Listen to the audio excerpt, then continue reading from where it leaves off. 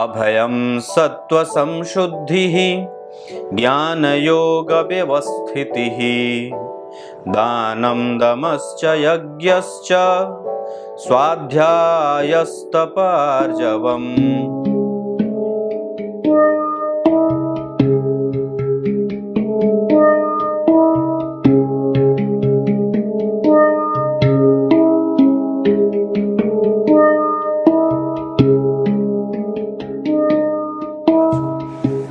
नमस्कार, एक बार फिर से उपस्थित हूं आप सबके सामने सोमवार की कार्यक्रम में विवाह योग पर कार्यक्रम लेकर के। गुरु का परिवर्तन मेष राशि में हुआ है, तो कैसे किन लोगों के लिए ये फायदेमंद होगा विवाह को लेकर के और संतान को लेकर के। विशेषतः मैं संतान तो नहीं, विवाह को लेकर के उपस्थित हूं। शुरू करते हैं आज का कार्यक्रम। कहीं नहीं जाना है, बिल्कुल बन के रहिएगा। आप लोगों में से बहुत लोगों से मुझे शिकायत है, रविवार के गंगा अवतरण की कहानी आप लोगों ने नहीं सुनी है, जिसमें मैंने बताया है कि राजा भागीरथी से पहले गंगा जी का आगमन पहले कब हुआ था। शुरू करते हैं। आज आपको बताऊं, देवगुरु बृहस्पति का गोचर बदला है मेष राशि में, मतलब वो अब यहां से गोचर कर रहे हैं। पहले वो मीन में थे, अभी वो मेष में आ गए हैं। यहां से बैठेंगे जब वो मेष राशि में, तो वो अपनी 5वीं दृष्टि से सिंह राशि वालों को देखेंगे, 7वीं दृष्टि से तुला राशि वालों को देखेंगे, 9वीं दृष्टि से अपने ही राशि मूल त्रिकोण राशि धनु राशि वालों को देखेंगे। दूसरा, ये चंद्र कुंडली में, अगर आपकी कुंडली में चंद्रमा इन भावों में बैठे हैं तो मतलब या तो आपकी कुंडली में चंद्रमा सिंह के हैं, या तो तुला के हैं, या तो धनु के हैं, या फिर अगर आपकी राशि कुंभ बनती है, अगर आपकी राशि मकर बनती है, कर्क बनती है, वृषभ बनती है और साथ ही साथ मीन बनती है, तो भी विवाह के प्रबल योग बनेंगे। दूसरा, अश्विनी नक्षत्र में जिन जिन लोगों का जन्म हुआ है, अश्विनी नक्षत्र में जिन जिन लोगों का जन्म हुआ है, वो भी विवाह के लिए संतुलन बनाने के लिए आगे हो सकते हैं। तीसरा, आपकी कुंडली में अगर ये लग्न कुंडली बनी है, सप्तम भाव के अधिपति आपकी कुंडली में जो बनते हो, आपकी कुंडली में सप्तम भाव के अधिपति जो भी ग्रह बनते हो, अगर वो गुरु से दृष्ट हो रहे हो, जैसे आपकी कुंडली में सप्तम भाव का अधिपति मान लीजिए वृश्चिक राशि बनी, क्लियर है, वृश्चिक राशि के अधिपति बने मंगल, क्लियर है, और अगर मंगल आने वाले गोचर में, जैसे मेष राशि के अगर गुरु हैं और अगर मंगल गोचर में गुरु से दिख रहे हो, गुरु से दृष्ट हो, तो विवाह का योग बनेगा। तो आपको अब प्रश्न कुंडली बनानी चाहिए और प्रश्न कुंडली में यह देखना चाहिए कि आपकी कुंडली के जो मेन कुंडली है, जो आपका नेटल चार्ट है, उसमें सप्तम भाव का अधिपति कौन है। आपने जब ये देख लिया कि सप्तम भाव का अधिपति आपकी कुंडली में बुध बनते हैं या मंगल बनते हैं या स्वयं गुरु ही बनते हैं, तो क्या देवगुरु बृहस्पति अभी वर्तमान के गोचर में, क्या देवगुरु बृहस्पति वर्तमान के गोचर में आपके नेटल चार्ट के, बर्थ चार्ट के सप्तम भाव के अधिपति पे गोचर में उनकी दृष्टि है? अगर वो किसी भी तरीके से 5वीं, 7वीं, 9वीं या केंद्र में जाते हो, एकादश में या राशि से आगे सामने जाते हो, तो विवाह के योग बनेंगे। दूसरी बात, अगर आपकी कुंडली के सप्तम भाव के अधिपति जिस नक्षत्र में बैठे हैं, ध्यान से समझिए, अगर आपकी कुंडली के सप्तम भाव के अधिपति जिस नक्षत्र में बैठे हैं, उस नक्षत्र का अधिपति भी अगर देवगुरु बृहस्पति से गोचर में दृष्ट है, अब आपको क्या देखना है कि सप्तम भाव के अधिपति शुक्र बने, शनि बने, मंगल बने, बुध बने, चंद्रमा बने, सप्तमेश कौन बना और वो किस नक्षत्र में बैठा है। वो जिस नक्षत्र में बैठा है, अगर उस नक्षत्र का अधिपति गोचर में गुरु से देखा जा रहा हो, तो भी विवाह के योग उस नक्षत्र के जन्मे, उस सप्तमेश के नक्षत्र वाले जातक के भी कुंडली में विवाह के योग बनेंगे।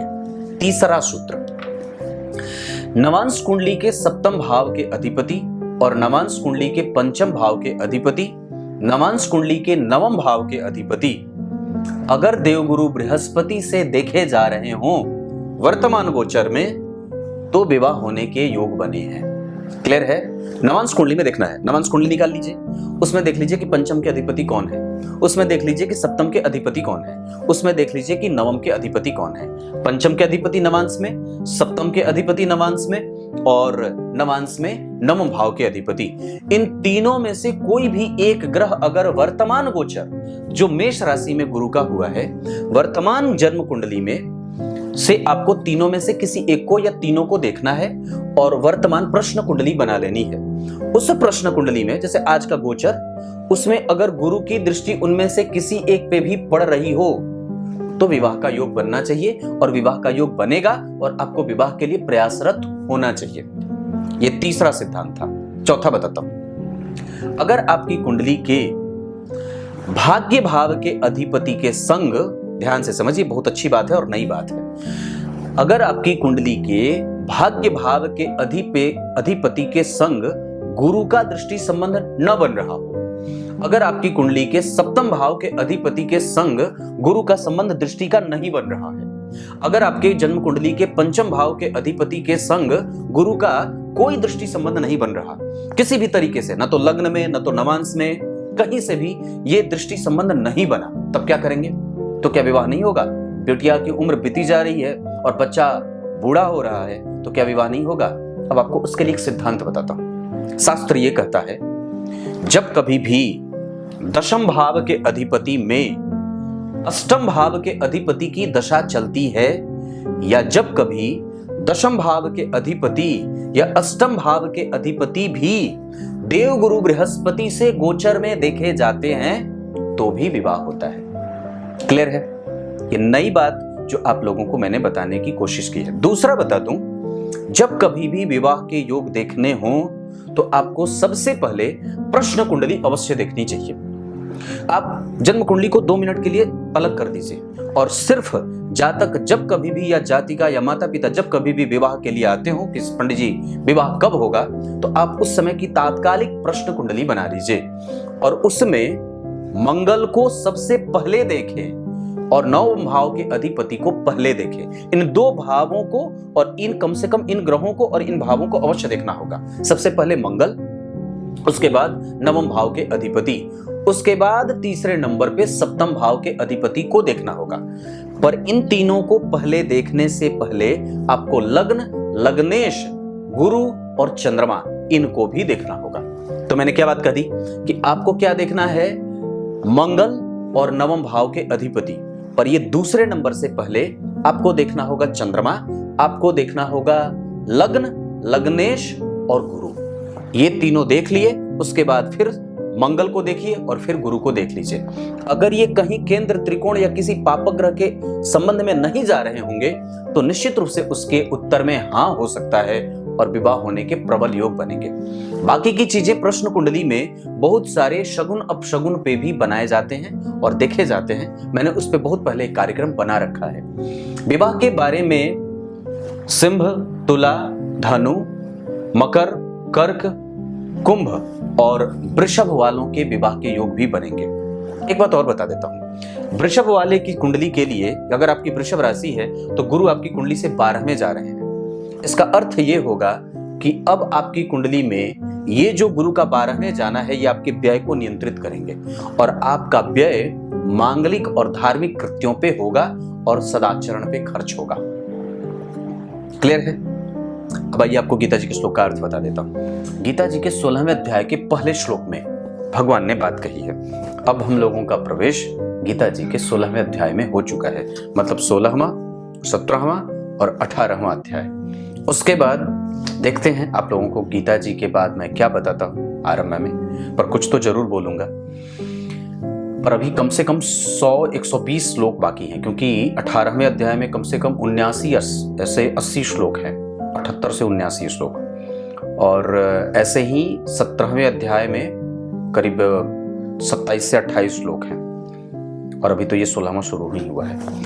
तो ऐसे आइए गीता जी के 16वें अध्याय के पहले श्लोक में भगवान ने भय का सर्वथा अभाव, ज्ञान की पाने की लालसा, सर्वथा स्वार्थ से रहित, ममता, और त्याग की भावना का प्रवाह, किसी से डरना नहीं, सात्विकता का प्रवाह जीवन में निरंतर बना रहे और हमेशा ही मन को शुद्ध करने का प्रयास, ये प्रत्येक व्यक्ति के जीवन में अवश्य होने चाहिए।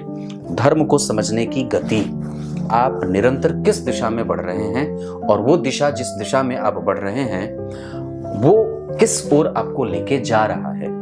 आज मेरी बात किसी से हुई तो मैंने कहा कि आपके बेटे के ऊपर से शुक्र की दशा चल रही है, उसमें राहु अंतर में है, बिगड़ने का योग है, थोड़ा सावधान रहिएगा। तो मैंने पूछा कि पूजा पाठ वगैरह करते हैं? उन्होंने कहा पंडित जी पहले तो करते थे, अब कहता हूं या कहती हूं तो कहते हैं कि नहीं, भगवान में मुझे विश्वास नहीं है, मैं नहीं मानता। मैंने कहा थप्पड़ नहीं लगाया 2 खींच के? तो पहले लगाती थी, अब नहीं लगाने, मैंने इसीलिए ये बिगड़ गया है। तो ऐसी स्थिति नहीं होनी चाहिए। धर्म के प्रति नपुंसकता बिल्कुल भी कभी भी किसी के लिए क्षम्य नहीं होनी चाहिए। कुछ इसी तरीके से आज के कार्यक्रम का समापन करते हैं। तब तक के लिए इजाजत दीजिए। कल एक बार फिर से उपस्थित होंगे आप सबके सामने। तब तक के लिए बहुत बहुत नमस्कार।